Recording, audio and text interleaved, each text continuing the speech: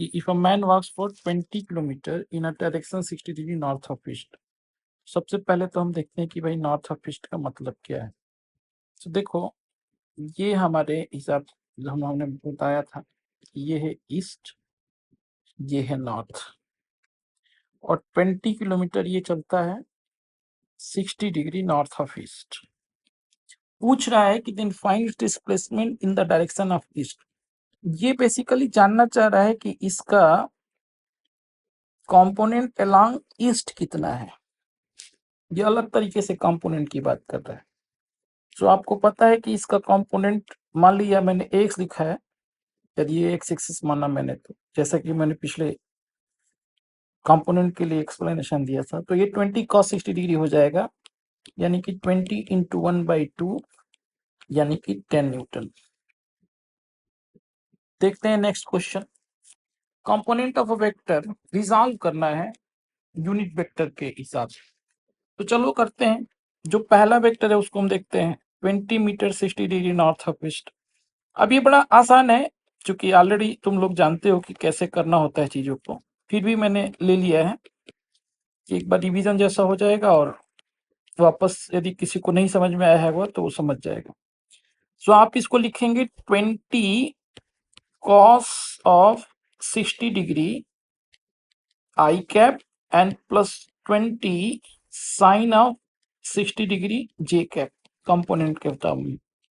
सो cos 60 degree 1/2, यानी कि ये हो जाएगा 10 आई कैप, साइन 60 डिग्री √3/2, यानी कि प्लस 10 √3 जे कैप। सो पहला मैंने कर लिया। अब दूसरा देखते हैं। साउथ ऑफ ईस्ट 30 डिग्री बोल रहा है ये, यानी कि देखो यहाँ पे हो गया ये 20 मीटर हो गया, और ये 30 डिग्री साउथ ऑफ ईस्ट हो गया। सो देखते हैं दूसरा वाला क्या होता है। तो हम इसको कंपोनेंट फॉर्म में लिखेंगे दूसरे वाले को। तो क्या लिख लेंगे इसको हम लिखेंगे 20 cos 30 degree i cap plus 20 sine 30 degree minus of J cap. ठीक है ना। सो ये हो गया तुम्हारे पास 10 √3 आई कैप, और यहाँ पे हो जाएगा 10 minus of J cap. Minus of J cap से हम इसको लिख सकते हैं 10 √3 I cap and minus 10 J cap. ठीक है ना।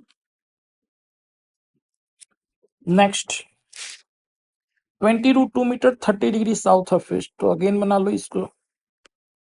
अब तुम लोग फटाफट कर लोगे इसको, कोई बहुत बड़ा इशू नहीं है। ये हो गया नॉर्थ, ये हो गया साउथ, ये हो गया east.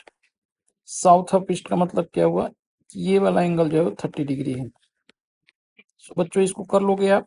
20 √2 cos 30 degree i cap plus 20 √2 sine 30 degree minus j cap.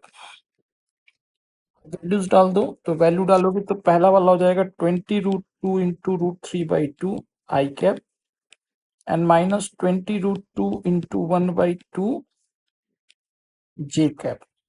So देखो, यदि यहाँ से कट करोगे तो ये 10 इंटू 3 30 हो जाएगा, यानी कि हो जाएगा 30 आई कैप, और यहाँ पे 10 √2 माइनस 10 √2 जे कैप। सो ये हो गया तुम्हारा थर्ड। अब देखते हैं वापस फोर्थ वन। सो फोर्थ क्या होगा। फोर्थ हम देखते हैं 20 metre 60 degree north of west. तो देखो, ये है नॉर्थ, ये है ईस्ट, ये है साउथ, ये है वेस्ट। सो बेसिकली ये वाला वेक्टर है ये मान लो 20 मीटर, और ये 60 डिग्री नॉर्थ ऑफ वेस्ट है, तो ये हो गया। तो अब इसको आप क्या लिखोगे, 20 cos 60 degree of minus i cap and plus 20 sine of 60 degree j cap. Values डाल दो। सो ये हो जाएगा minus 10 i cap and plus 10 √3 j cap. फिर अब क्या करते हैं कि अब हम फाइनल सॉल्व करने की कोशिश करते हैं। तो यहाँ पे कुछ डिस्प्लेसमेंट दिए हुए हैं। अब जैसा कि मैंने बताया कि सारे डिस्प्लेसमेंट को आप उठा के क्या करो, ओरिजिन पे ले आओ। सो पहला वाला जो है वो तुम्हारे पास यहाँ पे आ जाएगा 10 मीटर का 30 डिग्री के एंगल पे। दूसरा वाला 5 मीटर इसी पे रख दो यहाँ पे ऐसे। नॉर्थ में है तो ऐसे। तीसरा जो है वो तुम्हारा वेस्ट में है तो ऐसे यहाँ पे रख दो 10√3 मीटर। सो देखो 1, 2 एंड 3 तीनों रख दिया मैंने। तो पहले वाले को कंपोनेंट फॉर्म में लिखोगे तो क्या लिख दोगे, 10 cos 30 degree i cap plus 10 sine 30 degree of J cap. Value डालोगे तो ये हो जाएगा तुम्हारे पास 5√3 i cap and plus 5 j cap. दूसरा प्लस 5 जे कैप, क्योंकि नॉर्थ में जा रहा है ना तो इसको हम 5 जे कैप बोलेंगे। एंड जो लास्ट वाला है उसको हम लोग लिख देंगे -10√3 आई कैप। अब आई वाले को आई के साथ, जे वाले के जे के साथ जोड़ोगे तो क्या होगा, ये 5√3 और -10√3 आई कैप मिल हो जाएगा -5√3 आई कैप, और ये हो जाएगा +10 जे कैप। अब थोड़ा मैं से इसको साफ करता हूँ, और ये जो आय है मेरा उसको मैं रख लूंगा अपने पास, क्योंकि इसको मुझे कैलकुलेट करना है कि कहाँ पे है ये।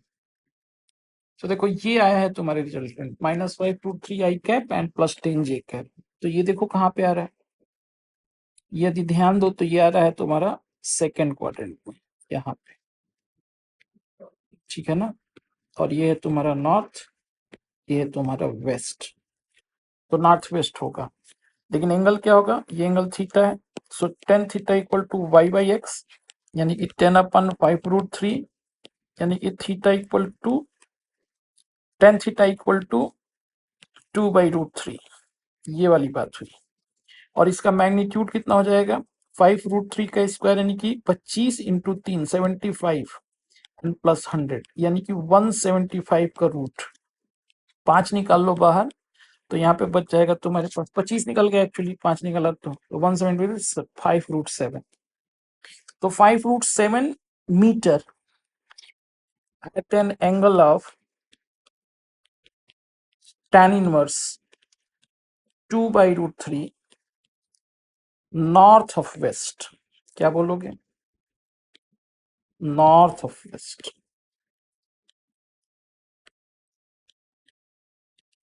ये होगा तुम्हारी फाइनल डिस्कस। तो मुझे लगता है कि ये बात, और बहुत सारे एग्जांपल है, हम धीरे धीरे करते हैं। अगेन इसको देखो, अब सबको वापस मैं डायरेक्ट लिख रहा हूँ, अब आप लोग खुद से एक बार सबको ओरिजिन पे शिफ्ट करके देखना। देखो ये वाला जो है वो चला गया थर्ड क्वाड्रेंट में, यानी कि इसको मैं direct -10 i cap -10 J cap लिख सकता हूँ। जो दूसरा वाला है वो डायरेक्ट में +20 जे कैप लिख सकता हूँ, और जो तीसरा वाला है उसको मैं +20 आई कैप लिख सकता हूँ। आई वाले को आई के साथ, जे वाले के जे के साथ, तो ये आ गया 10 आई कैप +10 जे कैप। अब ये फर्स्ट क्वाड्रेंट में आ जाएगा वेक्टर, मैग्नीट्यूड इसका निकाल लो। ये वेक्टर आ गया तुम्हारा फर्स्ट क्वाड्रेंट में, यहाँ पे बीचों बीच ही आएगा। कैसे पता, क्योंकि हमने लिखा tan theta equal to y/x, यानी कि 10/10 यानी कि 1, तो थीटा इक्वल टू 45 डिग्री, और tan square plus tan square का रूट करोगे, √/tan square plus tan square, तो ये 10√2 हो जाएगा। सो 10√2 मीटर नॉर्थ ईस्ट। इसको 45 डिग्री नॉर्थ ऑफ ईस्ट ना लिख के डायरेक्ट नॉर्थ ईस्ट लिख देते हैं, या ईस्ट नॉर्थ भी लिख सकते हो, बट नॉर्थ ईस्ट लिखने का प्रावधान है। नेक्स्ट देखो पहला वाला वेक्टर 10 मीटर फर्स्ट क्वाड्रेंट में है ये, तो इसको अगेन लिख लोगे 10 cos 30 degree i cap plus 10 sine 30 degree j cap. Value डाल दो तो ये हो जाएगा तुम्हारे पास 5√3 i cap and +5 j cap. दूसरा देखते हैं, दूसरा +5 जे कैप है क्योंकि ये ऐसे है, और तीसरा जो है -15√3 आई कैप है क्योंकि वेस्ट में है। जोड़ दो आई वाले को आई के साथ, जे वाले को जे के साथ, तो यहाँ पे बच्चों आ जाएगा -10√3 आई कैप, और यहाँ पे आ जाएगा +10 जे कैप। अब ये देखते हैं किस क्वाड्रेंट में है, तो तुम बताओ किस क्वाड्रेंट में आएगा ये। तो तुमको ये दिख रहा है किस क्वाड्रेंट में है, ये बच्चों सेकंड क्वाड्रेंट में है। अच्छा, तो सेकंड क्वाड्रेंट में तुमने वेक्टर तो ले लिया, ये आ गया तुम्हारा सेकंड क्वाड्रेंट में वेक्टर, लेकिन ये वाला एंगल tan थीटा कितना होगा, so tan theta equal to y/x, यानी कि 10/10√3, यानी कि थीटा की वैल्यू हो जाएगी 30 डिग्री, क्योंकि 1/√3 हो जाएगा 30 डिग्री। ठीक है, अब ये देखो इसकी वैल्यू कितनी आ जाएगी, यदि स्क्वायर कर कहोगे तो यहाँ पे 300 एंड प्लस 100 यानी कि 400, यानी कि ये 20 मीटर हो जाएगा। सो लिखोगे 20 metre at an angle of क्या, 30 degree north of west. So ये भी हो गया। नेक्स्ट देख लेते हैं। नेक्स्ट में देखो ये जो है थर्ड क्वाड्रेंट में है, again 10 i cap 10 J cap है, लेकिन माइनस हो जाएगा दोनों क्योंकि थर्ड क्वाड्रेंट में है, तो minus 10 i cap minus 10 J cap. ये देखो ये कहाँ पे आ रहा है, 20√2। यदि इसको मैं ओरिजिन मान लूँ, मान लो कि यही ओरिजिन मान लिया, सपोज इसी को ओरिजिन मान लिया मैंने, अच्छा रहेगा। इसी को ओरिजिन मान लिया तो ये वाला यहाँ पे चला जाएगा और ये यहाँ पे ओरिजिन से देख रहे हो ना। सो यहाँ पे देखो आई वाला तो प्लस होगा लेकिन जे वाला माइनस हो जाएगा।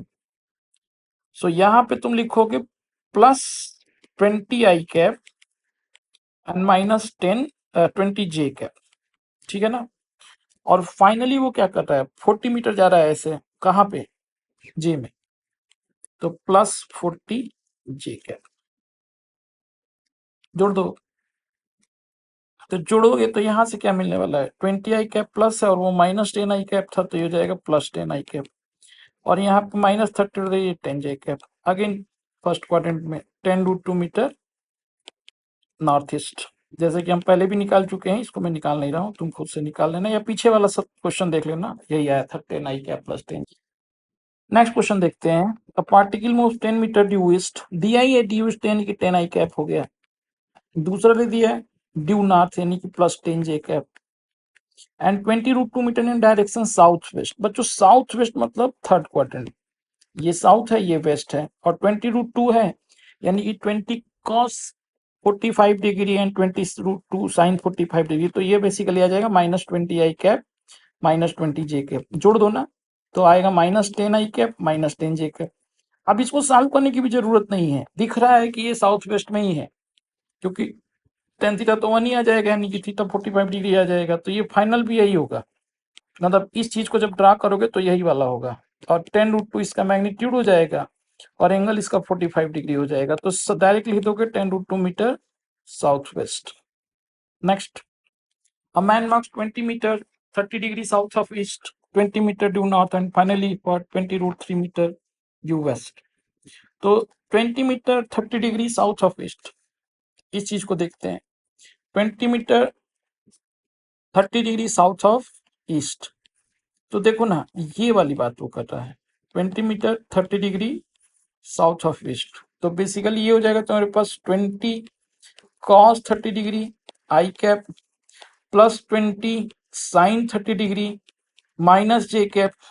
तो बच्चों वैल्यू डाल दो तो ये हो जाएगा 10√3 i cap and minus 10 J cap. अच्छा दूसरा 20 मीटर ड्यू नॉर्थ यानी कि ये plus 20 j cap and finally 20√3 metre due west, तो ये माइनस 20√3 आई कैप। आई वाले को आई के साथ जे वाले को जे के साथ जोड़ दोगे तो यहाँ पे आ जाएगा माइनस 10√3 आई कैप और ये आ जाएगा प्लस 10 जे कैप।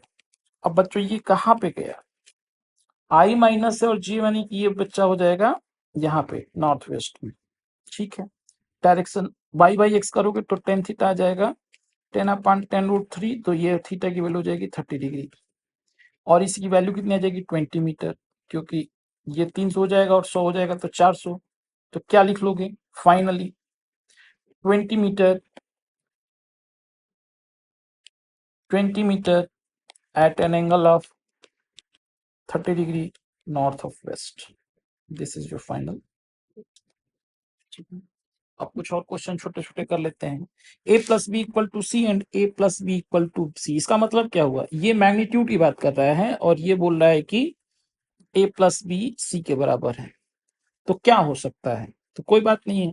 यहाँ पे यदि मैंने a plus b equal to c बोल दिया और a प्लस बी सी बोला, तो तुम याद करो ना, यदि सी को मैं रिजल्टेंट मान लेता हूं तो तुम इसको कैसे रिजल्ट ये कैसे कर सकते हो उसको रिलेट, कि यहाँ पे ए और बी के बीच में एंगल 0 डिग्री होगा, तब ये हो सकता है, क्योंकि वो मैक्सिमम होता था ना R equal to A plus B R maximum. So angle between A and B is 0, ये बात यहाँ से पता चलेगा एक तो, ओके, यानी कि ए and B are parallel, so A and B में बी पैरेलल। अच्छा मान लो कि इसमें से कोई एक जीरो हो जाए, मान लो कि ए जीरो हो जाए, तो ए जीरो हो गया तो बी इक्वल टू डायरेक्ट सी हो जाएगा, तो यहाँ पे भी ए जीरो हो गया तो बी इक्वल टू सी हो जाएगा, तो ए जीरो भी हो सकता है। मान लो बी जीरो हो जाए तो भी ए इक्वल टू सी हो जाएगा, और यहाँ पे भी इक्वल टू सी हो जाएगा, तो ये भी हो सकता है। अच्छा, ये मैंने गलती से डी लगा दिया, सॉरी, डी नहीं होगा, सी होगा। सो ऑप्शन इसके करेक्ट हो जाएंगे a, b and c. Next आते हैं, a plus b equal to c and a. अब ये भी तुम बड़े अच्छे से जानते हो, ये स्पेशल केस में मैंने बताया था, यदि रिजल्टेंट ही मान लिया सी को, तो जब ए और बी के बीच में 90 डिग्री होगा, जब A and B are perpendicular to each other, तो ये डी तो सही हो ही गया। अब अगेन यहाँ पे यदि मैंने ए को जीरो कर लिया, सो बी इक्वल टू सी हो जाएगा, और यहाँ पे भी देखो बी स्क्वायर इक्वल टू सी करेंगे, बी इक्वल टू सी, तो ए में भी जीरो हो सकता है।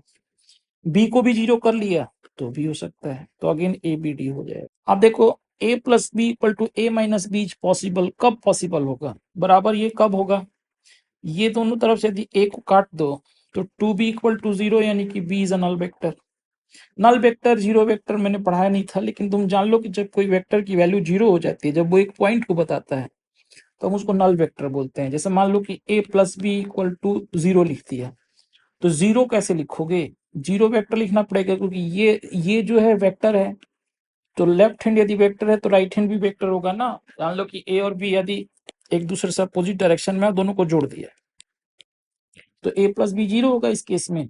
तो हम इसको रेदर देन एक पॉइंट मतलब लिखने के जीरो वेक्टर डिनोट करते हैं। तो zero vector is a vector which has no direction, ठीक है, या बोलते हैं कि इट्स डायरेक्शन इज इनडिटर्मिनेट, लेकिन मैग्नीट्यूड इसका जीरो होता है, और इसका बहुत सारा नाम है। जीरो वेक्टर का नाम है, एक तो नल वेक्टर जो यहाँ पे दिया है,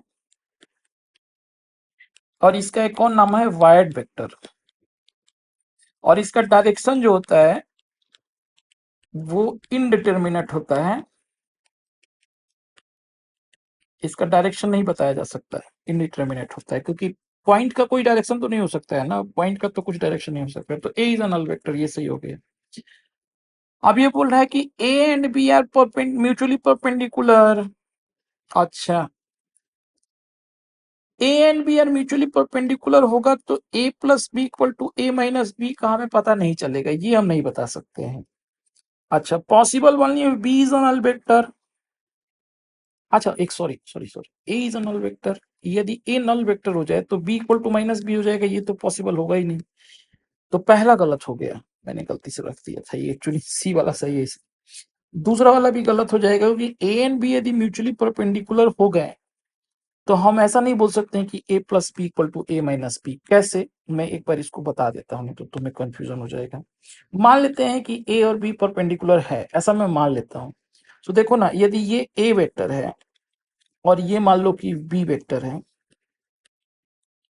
सो ये वाला जो होगा तुम्हारा रिजल्टेंट हो जाएगा आर, ए प्लस बी को जोड़ा तो ये बेसिकली ए प्लस बी है आर, और इसको उल्टा करके जोड़ दिया तो ये माइनस बी हो गया, तो ये वाली चीज जो हो जाएगी वो आर डैश हो जाएगी। सो ये ए माइनस बी हो गया। सो ए माइनस बी जो है, बोल रहा है कि ए and B are mutually perpendicular, तब a plus b equal to a minus b होगा। देख रहे हो, ये आर और आर डैश बराबर थोड़े हैं, R is not equal to R dash. Magnitude की तो मैं बात ही नहीं कर रहा हूँ, दोनों का डायरेक्शन ही अलग अलग है, तो इसका मतलब ये वाला भी नहीं होगा, तो पहला भी नहीं होगा, दूसरा भी नहीं होगा। Possible value B is null vector तो मैं निकाल ही चुका हूँ, नन ऑफ दिस तो होगा ही नहीं, क्योंकि सी हो गया। सो सी ऑप्शन सही हो गया। Next, can two vectors of unequal magnitude be added to produce a zero resultant. अब इसको मैं प्रूफ करके दिखाऊंगा। देखो, मान लेता हूं कि a square plus b square plus two a b cos theta जो है वो जीरो है, दो वेक्टर का रिजल्टेंट, दो वेक्टर के बीच को, तो इनके बीच का जो एंगल है थीटा है, तो cos थीटा की वैल्यू हो जाएगी तो मेरे पास a square plus b square अपन टू ए बी, और इसके आगे एक माइनस लगा लोगे। अब ये माइनस ऐसे रहने दो, यहाँ पे लिख लो a square plus b square plus two a b, या माइनस टू ए बी लिख लो, minus two a b plus two a b and whole divided by two a b and इसका होल स्क्वायर। अब देखो यहाँ पे थोड़ी सी जगह बनाता हूँ ताकि सॉल्व करने में आसानी हो।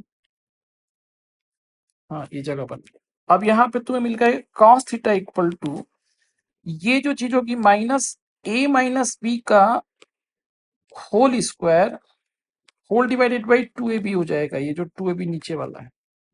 अच्छा ये मैंने गलती कर दी है, ये स्क्वायर नहीं होगा, ये गलती से आ गया। And plus 2ab upon 2ab यानी कि 1, लेकिन आगे एक -1 भी है, ब्रैकेट में रख दो। सो बेसिकली हो जाएगा -1 माइनस a माइनस b का होल स्क्वायर अपन 2ab। अब देखो एक बड़ी शानदार सी चीज यहाँ पे तुम्हें निकल के आएगी। तुम बोल रहे हो कि a is not equal to b, तो यदि a is not equal to b तो a माइनस b का होल स्क्वायर पॉजिटिव, a और b दोनों पॉजिटिव होते हैं क्योंकि मैग्नीट्यूड है। सो ये पूरी की पूरी चीज ने पॉजिटिव हो जाएगी, तो नेगेटिव ऑलरेडी है, तो यहाँ पे आ जाएगा -1 माइनस एक्स, और वेयर एक्स इज पॉजिटिव। अब तुम ये बताओ कि cos थीटा की वैल्यू क्या आ जाएगी यहाँ पे, cos theta is less than -1 हो जाएगा। क्या ऐसा कभी हो सकता है? Not possible. इसका मतलब दो वेक्टर को ऐड करके तुम कभी भी जीरो रिजल्टेंट नहीं पा सकते हो। कब पा सकते हो? जब a इक्वल टू बी हो जाएगा तो ये जीरो हो जाएगा। So when a equal to B तब ये पॉसिबल है। यहाँ पे a b के बराबर हो गया तो जीरो हो जाएगा, तो -1 हो जाएगा cos थीटा की वैल्यू। अब cos थीटा की वैल्यू बेटा -1 कब होता है? जब दोनों एक दूसरे के एंटी पैरेलल होते हैं, तो दोनों के मैग्नीट्यूड भी बराबर हैं और दोनों अपोजिट डायरेक्शन में। तो दो एंटी पैरेलल वेक्टर को यदि हमने जोड़ दिया सो हम उनको जीरो रिजल्टेंट पा सकते हैं। तो अनइक्वल मैग्नीट्यूड नहीं होना चाहिए, magnitude should be equal. So mathematics हमेशा सच बोलता है, मैथमेटिक्स से सत्य सत्य हो जाती है। Again, can three vectors of unequal magnitude be added to produce a zero resultant? अभी तुमने ये बात निकाली थी, हाँ कर सकते हैं। तीन वेक्टर से अनइक्वल मैग्नीट्यूड के हम एक ट्रायंगल नहीं बना सकते हैं? तो हम यदि ट्रायंगल बना सकते हैं तो ये यस है। ट्रायंगल रूल ऑफ एडिशन की बात जब हम करते थे तो, या मैंने तुमको रिजल्टेंट में बताया था कि यदि तीन वेक्टर को अनइक्वल मैग्नीट्यूड को हमें जीरो करना है तो हमें सिर्फ क्या करना है कि हमें ये देखना है जो लार्जेस्ट वाला है उसमें से, मान लो a1 है लार्जेस्ट वाले का, सो a1 या तो क्या होना चाहिए, जोड़ के इसकी वैल्यू लेसर देन होना चाहिए a2 प्लस a3 के, या बराबर होनी चाहिए, तो जीरो रिजल्टेंट आ जा रहा था। इसमें खूब बहुत क्वेश्चन किए हैं। अब उसी कॉन्सेप्ट है, which of the following group of coplanar displacement can be added together to get zero resultant, together to be added together for zero resultant, ऐसा ये यहाँ पे कुछ गड़बड़ी है, for zero resultant. So 8 metre 20 metre and 9 metre, तो देखो बड़ा वाला 20 मीटर है और 20 मीटर छोटे वाले दोनों को जोड़ दो, 8 और 9 17 हो गया, 17 20 से क्या हो गया, छोटा हो गया। इसका मतलब ये तो भैया जीरो नहीं कर पाएगा। फिर इन तीनों को जोड़ दो, 4 6 7 10 17 25 से, तो ये भी नहीं हो पाएगा। 8 और 7 15 हो गए, और 16 से तो ये भी नहीं हो पाएगा। 6 7 8, तो 6 7 हो गया 15, 15 8 से बड़ा हो गया तो डी हो गया। अब अगेन इन तीनों को छोटे वाले को जोड़ दो, 3 2 5 4 9, 9 जो है वो 9 के बराबर हो गया, तो ये रिजल्टेंट जीरो कर सकता है। तीनों दो जो 2 3 और 4 एक ही डायरेक्शन में हो जाए, नहीं हाँ, और 9 वाला उसका अपोजिट डायरेक्शन में आ जाए तो ये जीरो रिजल्टेंट प्रूव कर देगा, तो ये हो सकता है। फिर 2 3 5, ठीक है, 2 और 3 5 और अगला वाला 5, तो ये भी हो सकता है। फिर 2 3 4 इनको जोड़ो, 5 और 4 9, 9 8 से बड़ा है, तो ये भी हो सकता है। तो इसका ऑप्शन हो जाएगा तुम्हारे पास d e f g. Room has dimension 10 meter, 20 meter, 9 14 meter. Particle moves one corner to the diagonally opposite corner. Set up Cartesian coordinate system and write the displacement for the particle with the help of unit vector. अब देखो ये वाली चीज जो है ना, three dimension अभी मैंने पढ़ाया नहीं है, लेकिन मैं तुमको एक हल्की सी जानकारी दे देता हूँ, इसको बहुत आसान सा है ये।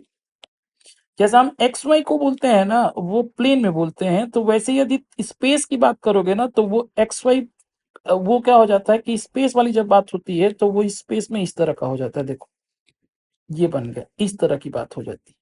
तो ये वाला जो होता है वो एक्स एक्सिस हो जाता है, ये वाला वाई एक्सिस हो जाता है, और ये जो देख रहे हो वो जेड एक्सिस हो जाता है। तो ये स्पेस बताता है। तो यहाँ पे यदि कोई पॉइंट है, अब ये जो 10 12 14 है वो यहाँ पे कोई पॉइंट है, तो इसमें देख रहे हो 10 जो है वो एक्स एक्सिस के लॉन्ग है, यानी ये एक्स है इसका 10 मीटर, और ए वाई जो है इसका वो है 14 मीटर, और जो एजेड है बच्चों ये है तुम्हारे पास सॉरी 12 मीटर, ये 12 मीटर और ये 14 मीटर।